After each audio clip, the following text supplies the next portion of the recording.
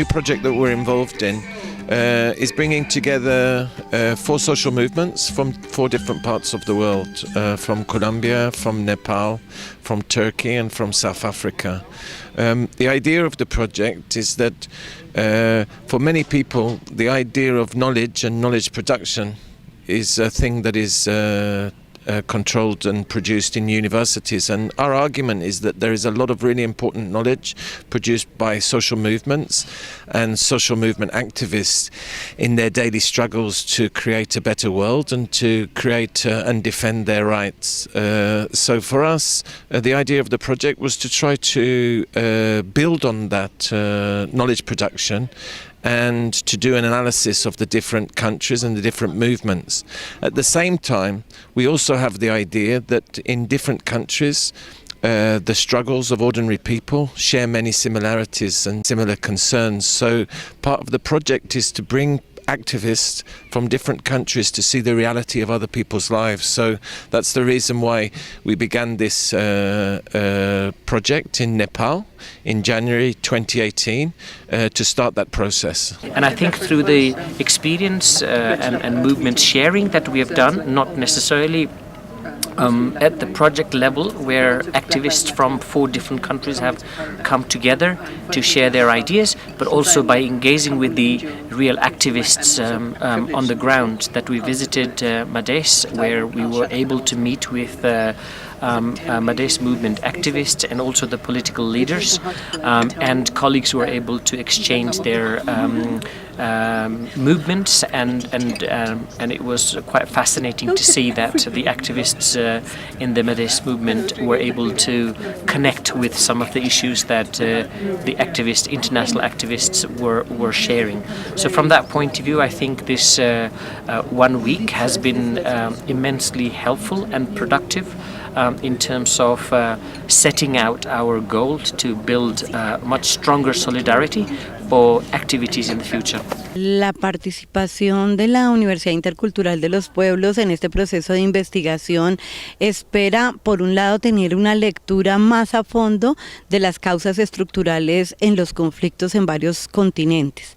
Eso nos va a permitir leer si efectivamente hay uno o varios modelos económicos, o hay un modelo global que es un modelo patriarcal, que es un modelo colonialista e imperialista, que se aplica de pronto con métodos diferentes, pero que termina siendo igual en relación con la injusticia y el sometimiento de las comunidades a condiciones de esclavitud, condiciones de feudalismo que todavía subsisten en la sociedad.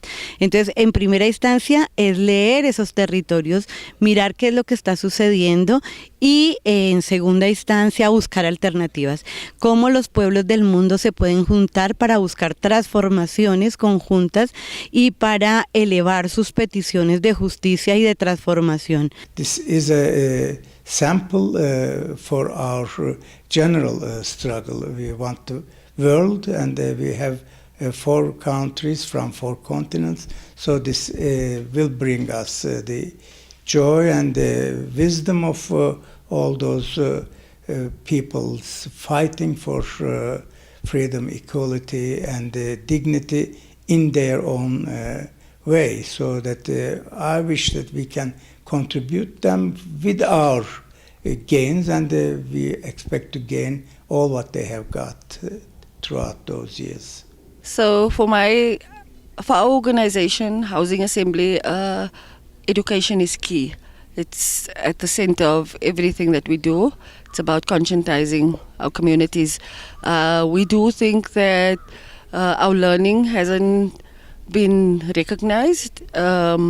Often it's academic learning that comes into organizations, whereas in our organization we see ourselves learning through our own experiences, and what we hope to get out of this project is to learn from the 4 different organizations, movements that are part of this project, to learn about their strategies, at the end of the day then to bring it together and to see where we can benefit from it, how we can learn from other organizations' strategies. I guess it's all about the learning for us. We want to take the experience away and use our learning and the learnings of other organizations and see how we can better what we do as an organization. I learned that if we struggle, then we can win. We can get our issue addressed. Because I learned through the South Africa, Colombia, Turkey, they have been succeeded in some instance. So let's continue with our agenda with this movement.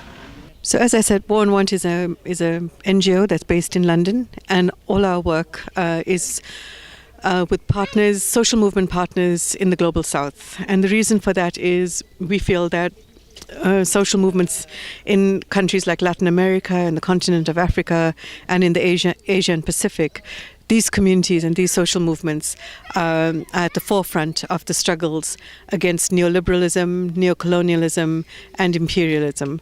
These communities are the ones who are facing the effects of that, and their struggles are rooted very strongly in the transformation of the structures and the systems that which are racism, capitalism and neoliberalism and neocolonialism, but also the systems of patriarchy.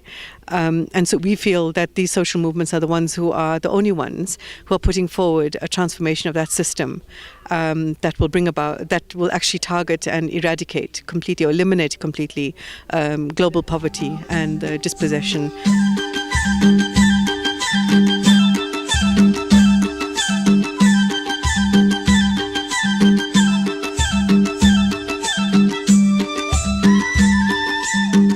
Nepal is a very socially, economically diverse country, and particularly certain ethnic minorities and indigenous populations have been marginalized and are experiencing structural inequalities. Their representation in politics, in economy, and their recognition in the political character of the nation has been largely undermined historically, and that's the reason why the Maoist rebellion was launched in 1996, and the main agenda of the Maoist rebellion was to overthrow the monarchy, which was at the center of the feudalistic system, which was excluding ethnic minorities and indigenous populations.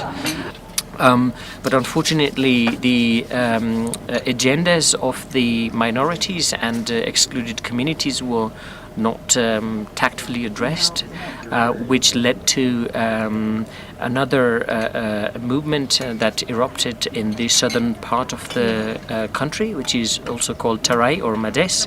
But there are still some issues, and there's also a sentiment that not everything has been respectfully addressed by the constitution, and therefore the movement continues.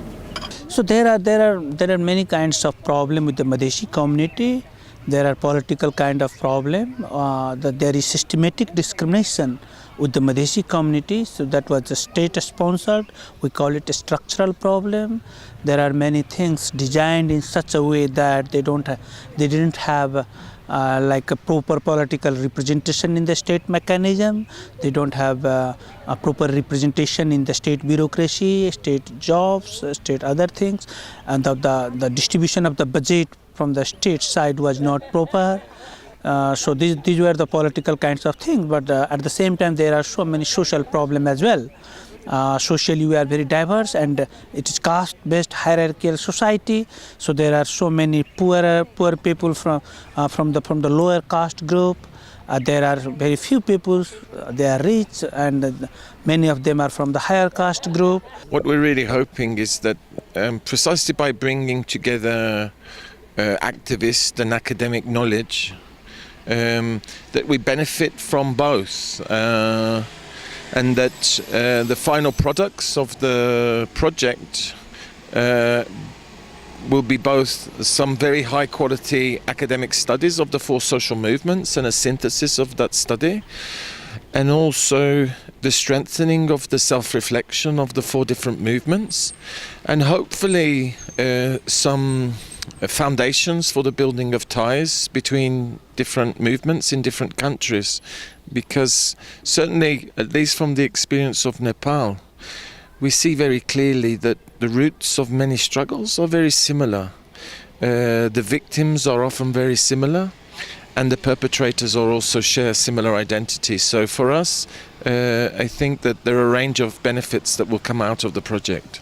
The importance of this project for War on Want is that a lot of the discourse, the narrative, the perceptions of where knowledge is located, who is responsible for creating education, sharing education, has been largely driven by the North, by elites, by people who are in power, and we feel that social movements who have been engaging with this for a long time have not been they have not been given the spaces to share their stories and their stories of resistance and struggle. I think I have like kind of big dreams and intermediate dreams. I think the intermediate dreams is that from this project we can lay the foundations for a revival of the types of internationalism that we saw in the 1960s and 1970s.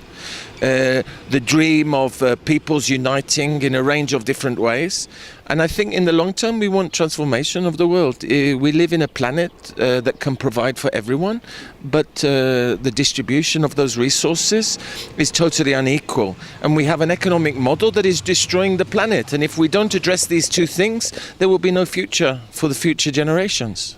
In one sentence, I would say the Housing Assembly is seeking a society free of oppression where we shall all live in decent housing and have all the services that brings back the dignity that was taken away from us. So my dream is that Nepal should address the Madheshi people as the first class citizen, not second class citizen, and Madheshi people should get representation in every parts of the state on the basis of population, proportionally representation.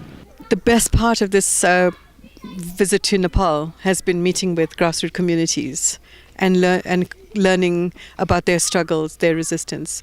The best part of this trip was seeing women in the Dalit community engaging in some of the most courageous acts of just standing up.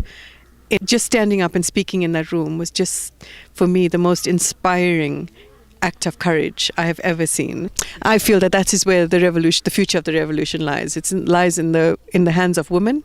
It lies in the hands of women activists and lies in the hands of women's organizing and women's collective. John Lennon had a song about it.